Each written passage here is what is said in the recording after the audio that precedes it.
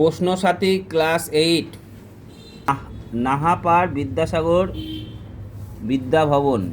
10 KG বরের কোনো বস্তুকে টেবিলের ওপর রাখা আছে। বস্তুটির উপর যে পরিমাণ বল টেবিল প্রয়োগ করবে তা হচ্ছে 10 × 9.8 মানে 98 নিউটন। অবাধে পতনশীল দুটি বস্তু মাটিতে পড়ার সময় দুটি বস্তু একসঙ্গে পড়বে। অবাধে বলেছে, ভারী বস্তু আগে পড়বে কেন? ক্লোরিন পরমাণুতে ইলেকট্রনের সংখ্যা হলো 17। পরমাণুতে নিউট্রনের আদি কণার সংখ্যা হচ্ছে 235 - 92 মানে 143।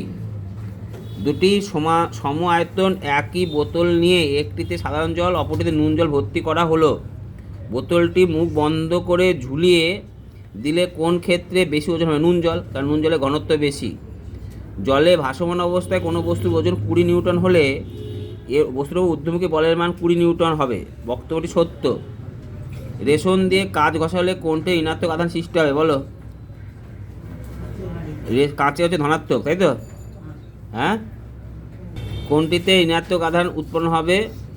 কাঁচে ধনাত্মক আর রেশমে হচ্ছে কি ঋণাত্মক। এ অ্যালুমিনিয়াম পরমাণু কয়টি ইলেকট্রন বর্জন করলে Al3+ আয়নে পরিণত হয়? 3টি।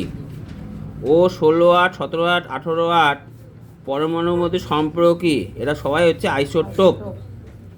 কোষের যে অংশ থেকে জিন থাকে তা হলো নিউক্লিয়াস। বায়ুপূর্ণ প্যারেনকাইমা হলো ডি নম্বর অপশন এরেনকাইমা। এটিপি অণু সংশ্লেষ করে মাইটোকন্ড্রিয়া। শরীরে অম্লক্ষার ও লবণের ভারসাম্য নষ্ট হয় কালাজ্বরের জন্য। মিথ্যা।